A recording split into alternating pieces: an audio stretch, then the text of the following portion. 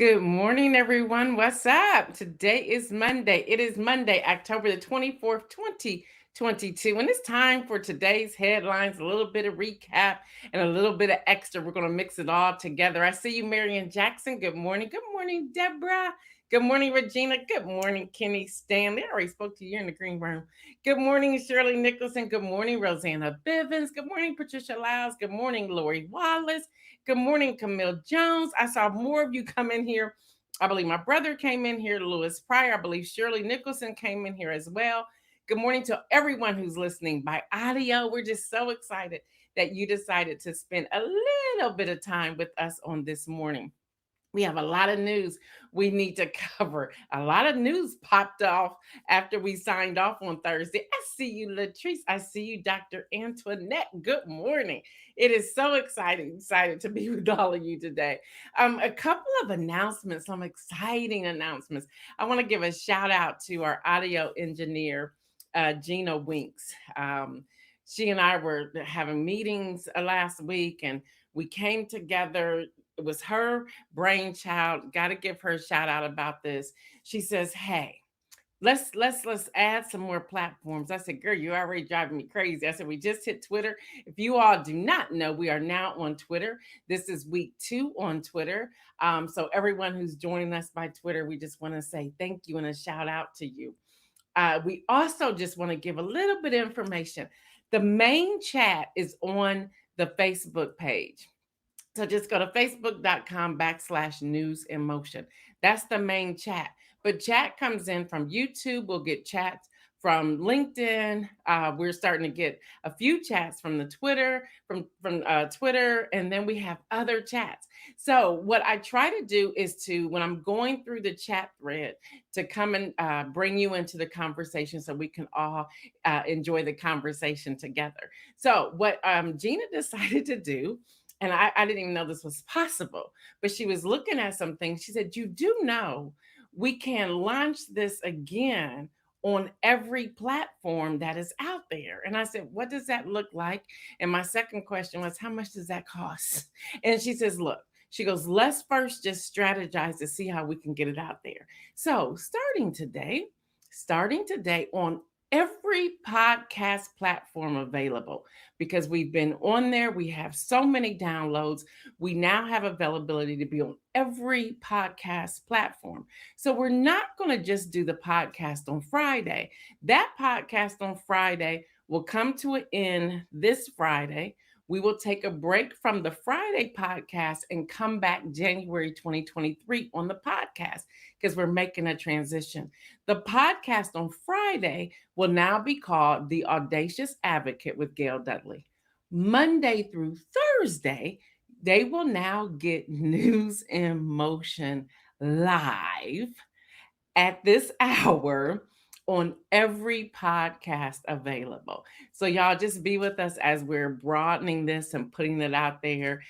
Gina believes it's going to be the perfect thing for us as we continue everywhere else. So at this point, starting today, Monday through Thursday, we are on every platform that is any type of digital platform. So we're real excited. So welcome, everyone. Many of you who are listening through the podcast, you're going to hear the audio. So you now have joined the other audio listeners. If you're wanting to chat or send us an email, you can send an email to us at newsinmotionwithgail@gmail.com. Again, that's newsinmotionwithgail@gmail.com. I see you, Adrian, coming in from YouTube. Latrice Jones says, "Enlarge your territory, sis." Look, I'm a little nervous, but Gina believes that it's going to be the thing that she believes at work. She was talking to a lot of people who they really aren't on Facebook, or they're not on YouTube, and they don't desire to be. And she says, "You're missing an audience." I told her, "Okay, let's do it." I see you, Tracy Burrs. Good morning. Good morning, Jeffrey Allen James. Dr. Antoinette says, "Love it." Y'all pray for a sister. I'm a little nervous about this.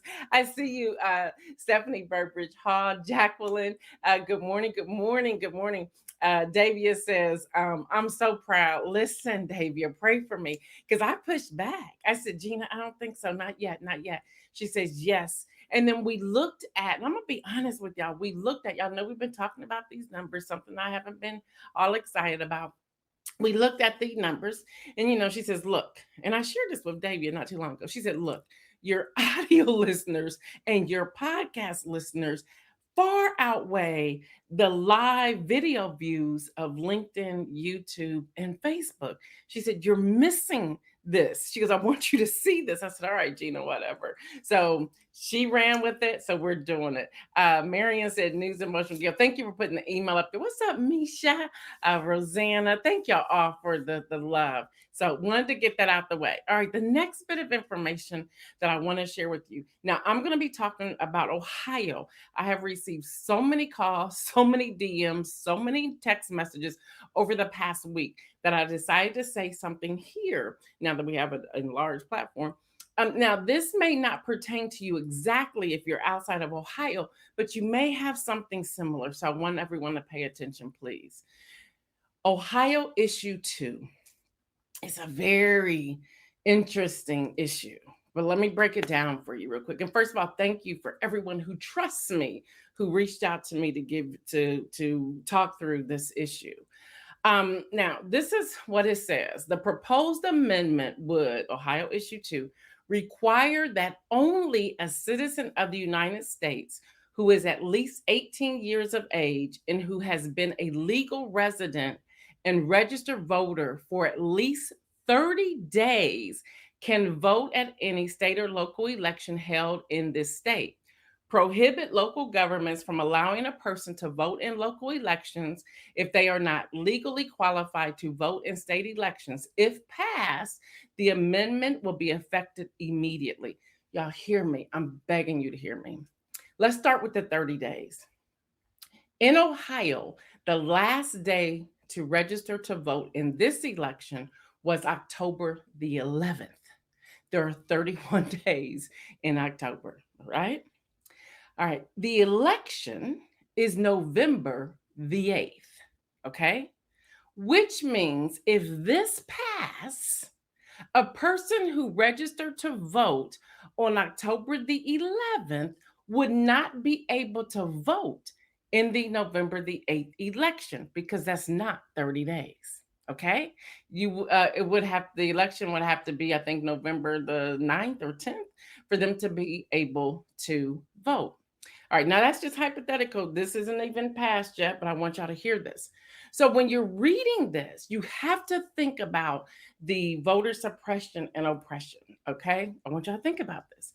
So if you vote yes to this, that means anyone in the next election who registers the day of, meaning the last day they could register to vote, they won't be able to vote in the election because 30 days will not have passed.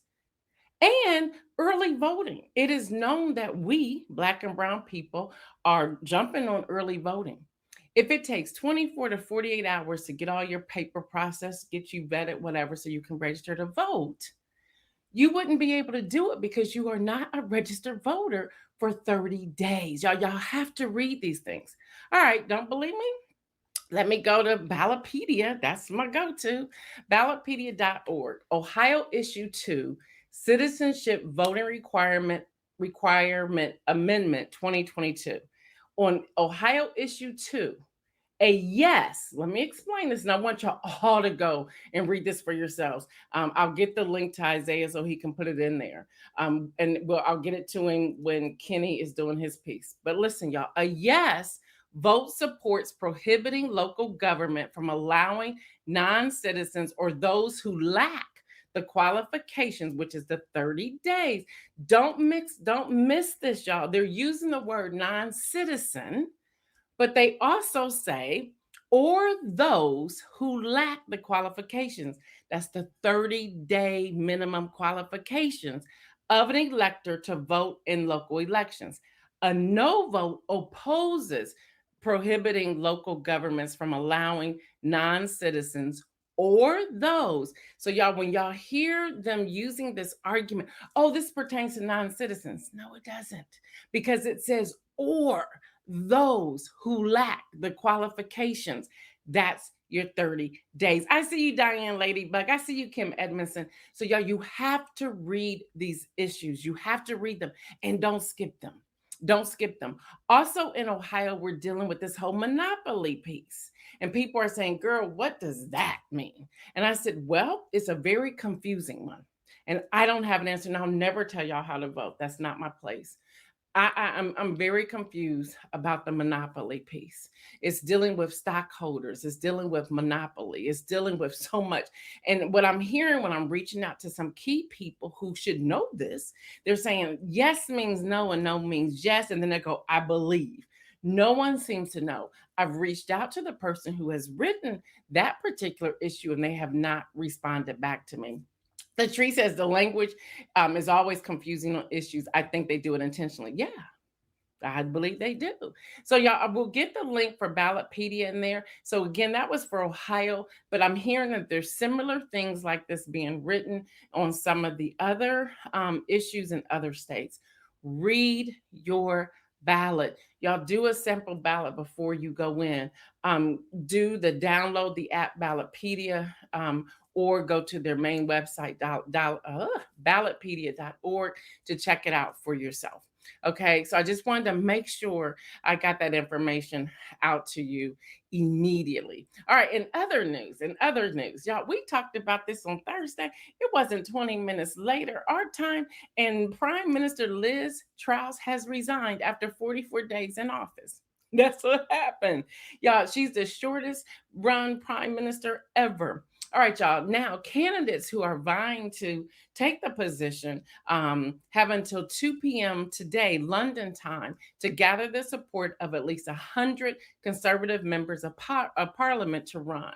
Now, it's a particularly high bar, they're saying. There's a lot of people that are coming out the woodworks, but hey, we need to just slow down and see what's happening. They want to be able to fill this position by the 28th. I'm like, what? That's what they're trying to do. They're trying to do it by Friday. Yes, they are. Now, Boris Johnson, y'all remember him? The former prime minister before Prime Minister Liz Truss. He drops out the race yesterday. I said, what? You was even in the race? How could you be in the race after all the scandals? You just resigned, buddy. How are you back in the race? Well, he dropped out. He realized, I can't do this. They're still bringing up my scandals and all that stuff. You sit down. All right, y'all. Steve Bannon was sentenced to 4 months in prison for defying a subpoena from the House panel investigating the January 6th insurrection. However, he can remain free. Get this, y'all, as he appeals the court's decisions. Everybody in there just say what? How can he remain free? Did y'all get his passport? Did y'all get all his money? Did you get everything so that he won't escape and won't get out of town, won't change his body features, won't change his fingerprints? I'm going too far. Y'all watching too many movies. But listen, how is he free? Yeah. Mr. Bannon, age 68, was found guilty on 2 counts of contempt of Congress this summer after Judge Carl J. Nichols rejected an array of arguments offered by Steve Bannon's defense team, including that he was protected from being compelled to testify by executive privilege. Sit down. Just sit down. So he's out there running for, y'all know, if that was one of us, we wouldn't be able to do that. They would be like, lock her up immediately. So y'all, this is happening. So he gets to stay around being free while he is pending his appeal. While his appeal is pending, like he can just be free.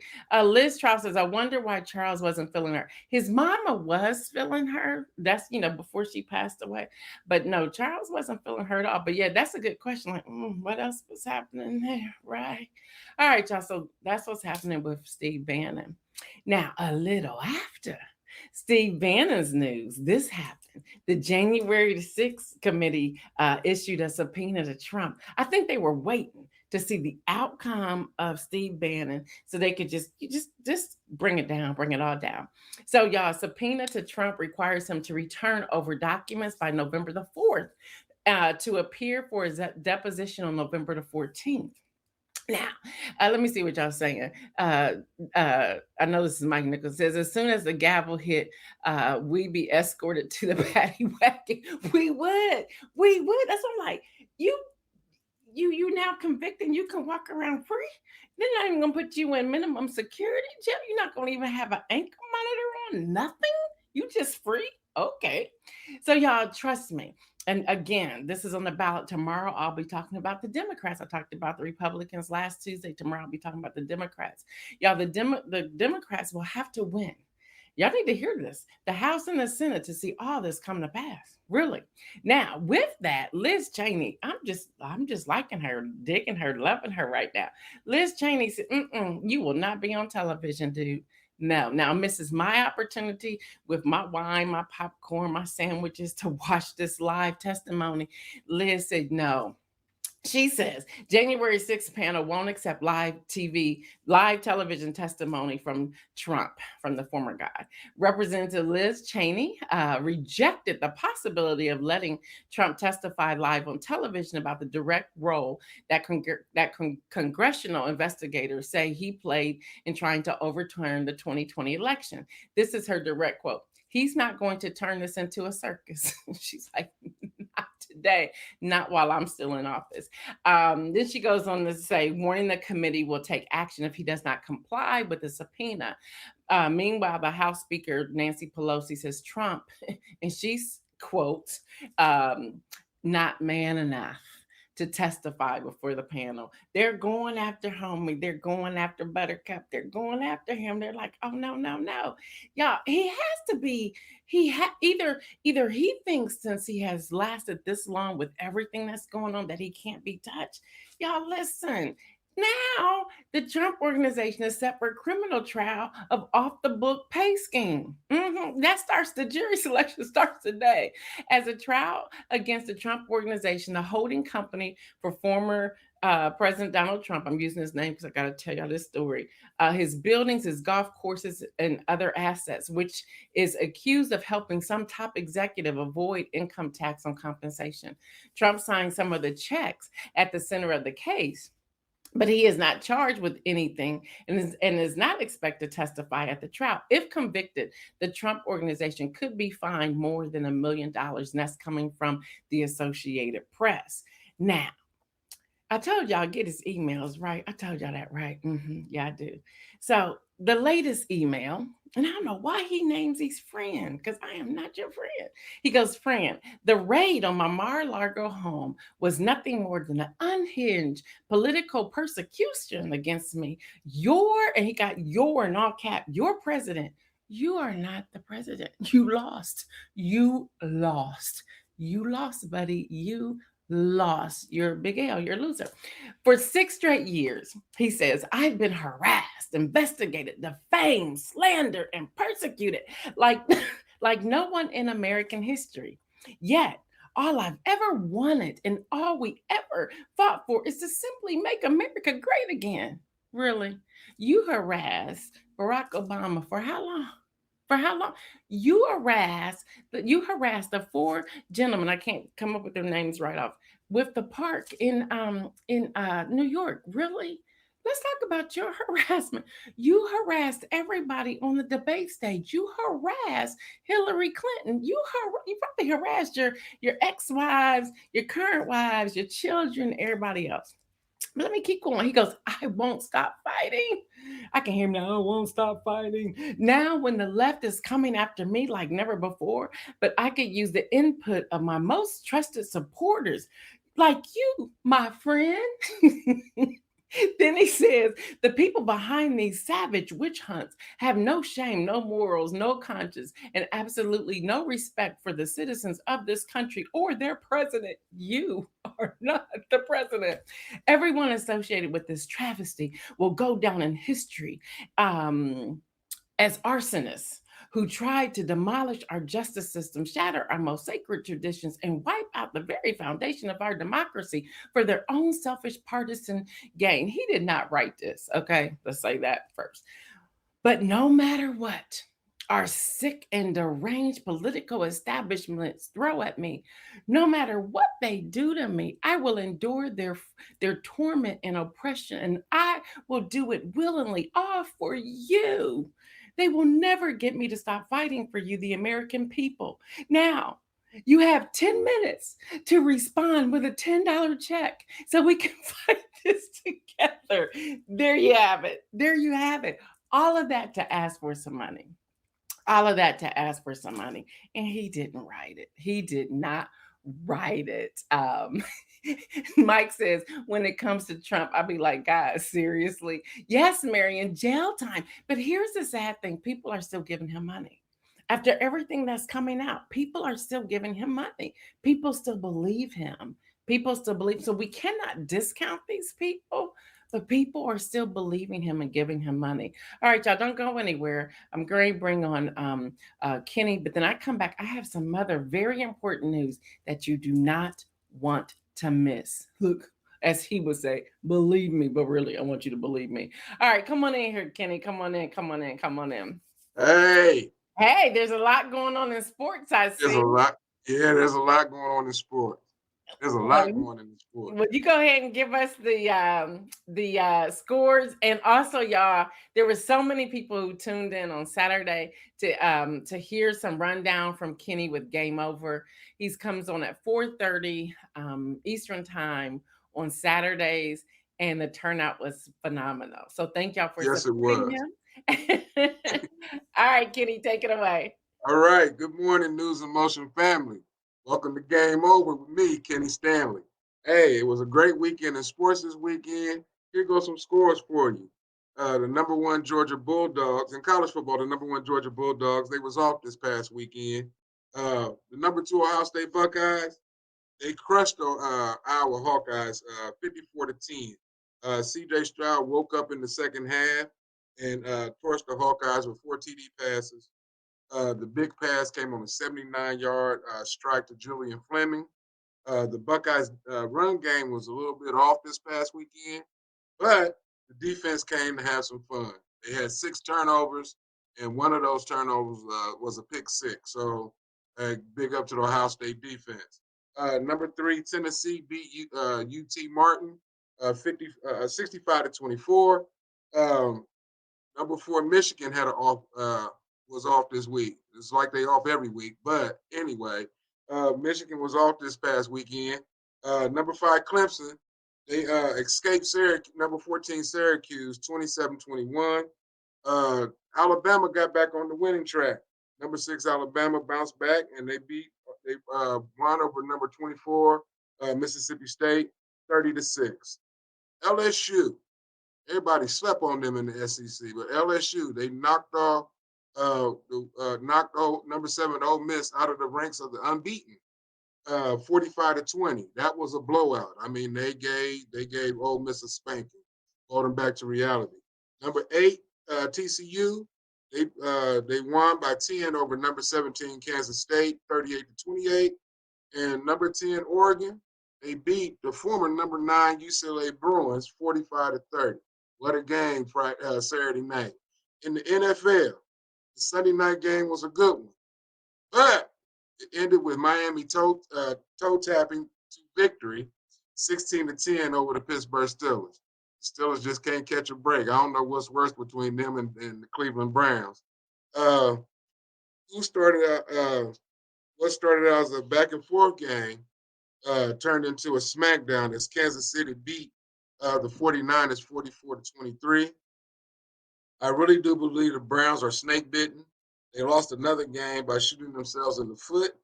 The Ravens topped them 23-20.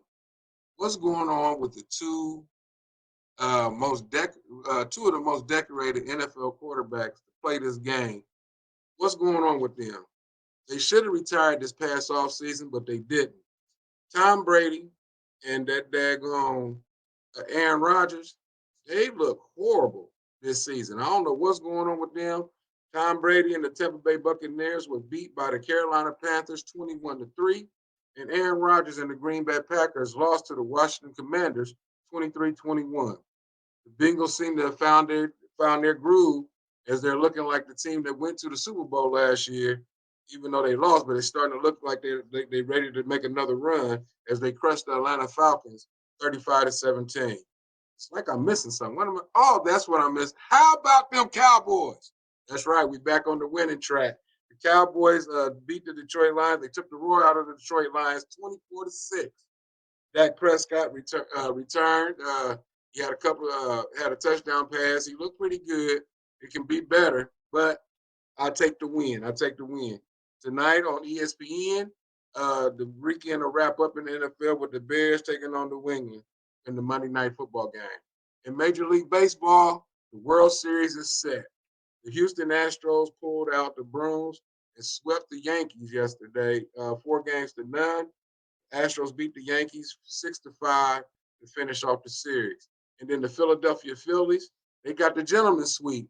They beat the San Diego Padres in the series 4-1, and they won the game yesterday 4-3. Hey, and I want to give a shout out also to the Columbus East High School football team. For the first time since I do believe 1964, they made the state playoffs. They start this weekend. So, hey, big up to the East High School football team. I'm so proud of them. That's sports. Game over. Now back to Gail for more news. What's up? What's Yes. happening?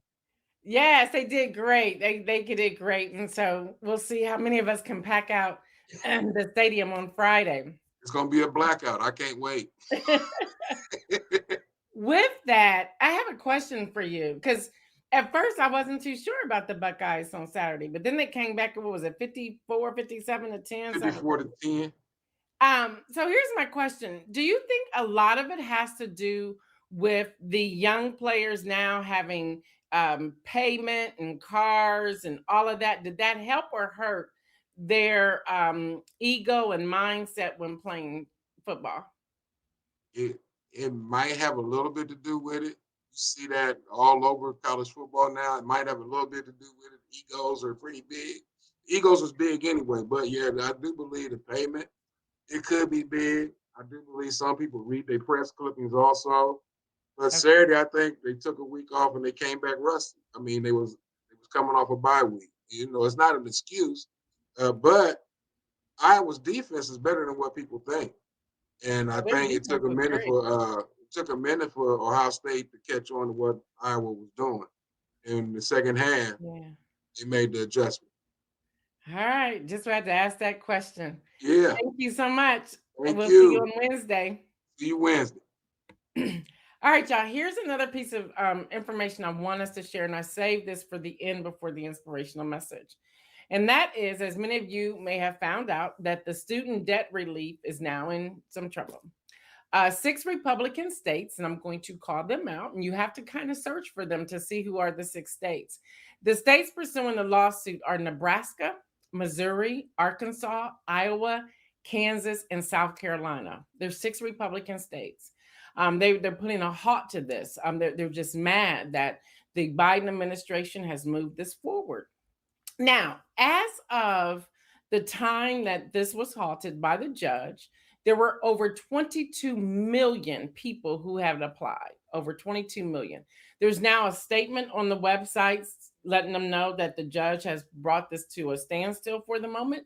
The Biden administration, the attorneys have until 6 p.m., I believe, tonight to issue their statement. So a lot's unfolding there. Now, y'all, there are 40 million people who are eligible. And again, as of Friday, as this statement, 22 million had already applied. I want y'all to hear this number. That's almost half. The 40 million is almost half of the 81 million who voted for Biden administration, which means we need to vote. This is on the ballot, okay? Now, here's something that's very interesting. The Supreme Court rejected the request to block Biden's student loan debt forgiveness program. So Justice Amy Coney Barrett denied the emergency application to block the program. Okay, that was filed by Wisconsin taxpayer groups on Wednesday. She blocked it, which was surprising, but she did. So then they went to the lower court. Now, once you at the lower court, it can go to back to the high court, which the high court has already blocked it. Pay attention to what's happening. This prolongs the time. And if the GOP takes back the House and gains the Senate, there won't be any type of student debt relief. I want y'all to pay attention to what's happening.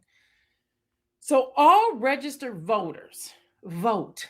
Please vote. Wherever you stand, just vote. Be counted in the vote.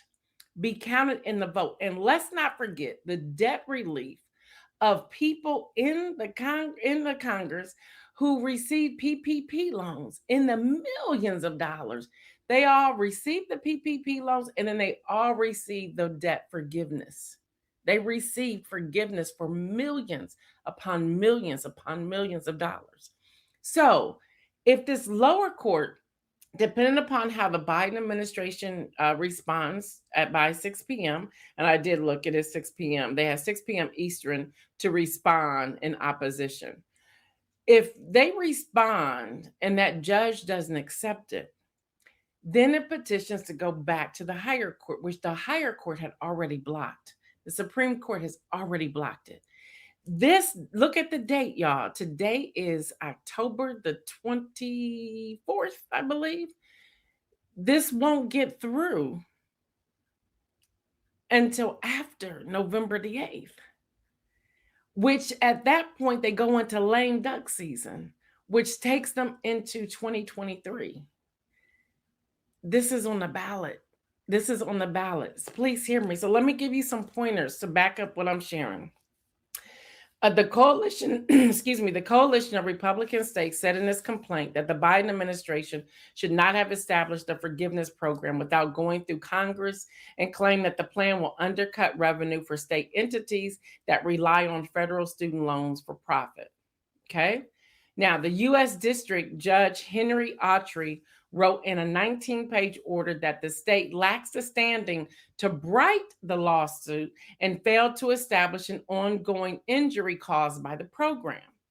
So really right there, you shouldn't have halted it, but he did. He put a stop to it. Now, next, while plaintiffs present important and significant changes to the debt relief plan, the current plaintiffs are unable to proceed to the resolution of these challenges. Now, by the way, Judge Autry is a George W. Bush nominee. Now, these future lost tax revenues are merely speculative. They're saying, we don't know if this is going to happen. Now, here's the larger picture. The order from the U.S. Court of Appeals, this is coming from CNBC, by the way. The order from the U.S. Court of Appeals for the Eighth Circuit deals pretty much a blow to millions of borrowers. Now, there's some Republicans out here are like, don't block this. We need their votes. And so in those 6 states, they noticed as of Friday, people running to vote from this group. And they're voting like, we're going with the other person. No matter where we stood before, we're going with the other person. So people are coming out. All of a sudden, millennial numbers jumped when this happened. So they need to pay attention to what's going on here. Y'all, Roe v. Wade has moved down on the chart as most important. Inflation is first. And these students are thinking about inflation. They're thinking about loan forgiveness. They're thinking about the possible $20,000 debt relief. They want to see a change. So they're out here voting. So yeah, that's why early voting is important. So you can help this move forward by voting even today. If you're in a state that's early voting, I'm trying to see if I can find my paper. If you're even in the state for early voting. Okay. So the website has now added a notice that due to the court order, the Department of Education is temporarily blocked from processing debt discharges. However, borrowers can still apply. So y'all don't miss this. Still make sure you are applying. My notes are all over the place today. Make sure you're still applying so that you have all of that information. All right. So early voting, North Carolina, you started October the 20th, Washington, October 21st, Massachusetts, October 22nd, Nevada, October 22nd. Today, early voting has started for Arkansas, Colorado, Idaho, South Carolina, and Texas. Tomorrow, early voting will start for Hawaii, Missouri, Louisiana, and Utah. And then Wednesday, West Virginia. So Some of those are in these 6 states who submitted this to halt this debt relief. So we have to pay attention. Latrice says, this is why NewsInMotion is so vital. So many people who actually need this information will never hear from anywhere else. Thank you, Latrice. And that's our goal to do that. That's our goal to do this. Marion says, we absolutely need to vote. Y'all, please pay attention. Isaiah did put in the Ballotpedia piece for the Ohio issue 2. You want to make sure you see that. So y'all, that's the news. That's the news. That's where we are. This is important. This is important. Already, Kevin McCarthy is talking about being the speaker. He believes that the House will go back to the GOP. Mitch McConnell's already talking about being back as the majority leader. He believes that the Senate's going to go back to the GOP. And they're already talking about nothing in the Biden administration will move forward. They will pretty much shut everything down. And if y'all remember, that happened when President Obama was in office. There's a lot on the line. I've been saying since January, maybe even December of 2021, these midterms are the most important, I believe, in our lifetime. So y'all, here's my inspirational message for today, and we're out of here. Cheer more. I want everybody to cheer more. We have to cheer more for one another. We have to encourage people regularly. We have to cheer them on. We have to ignite them. We have to ignite a fire, if you will, a fire in a good way. We have to cheer more for yourselves as well. Cheer more to where people are, you're so contagious. People are saying, what is it about you? And they want to pay attention to what it is that you're doing. And they're excited to support you. I was sitting with a couple of friends of mine yesterday, and it was just amazing how we were just constantly speaking life. I shouldn't say amazing. It was refreshing how we were constantly speaking life to one another, just speaking life, building up, strategizing, looking at ways to get through some things, cheering each other on, reminding each other that we could do this and we have your back. Cheer more, lift up. Not a long inspirational message today, but just those 2 words, cheer more. Cheer more. It does something for you. There's an excitement. When I hear people saying, I'm trying to say this carefully, when I hear people saying, oh, I don't know what to do next, and I start thinking about who they are and what they have to offer, I immediately say, why don't you do this? You have a passion for this. Go for it. I got your back. I'm going to cheer you on.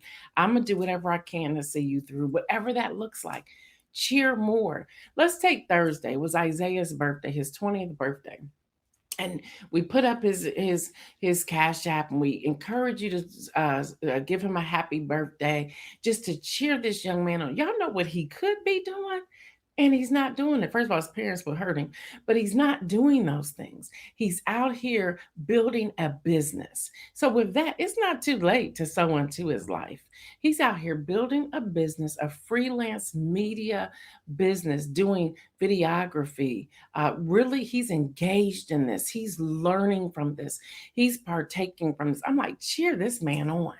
Cheer more. Cheer more. Y'all see Isaiah? Come on, even his brother who was singing, it's a wonderful world, wonderful life, whatever.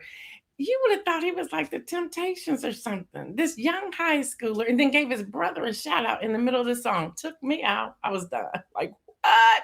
He did that on beat, on cue, and just knowing the life that Isaac has been through and how he cheered on his brother as people was cheering on him, y'all. Cheering more brings you life. Don't think it doesn't. It brings you life. All right, y'all, that's all I have until tomorrow. You want to have your pen and paper? Y'all, trust me, I'm going to tell y'all up front, where the Republicans had a little brochure front and back, little card, the Democrats have 90 pages, which I have printed off and read all 90 pages. We got a lot to talk about tomorrow. So, and then the following Tuesday, we'll do the independent party, and then we'll be at the elections. All right, y'all, until tomorrow, I'm Gail Dudley. Remember, stay well, and remember, make some bold moves. I'm out.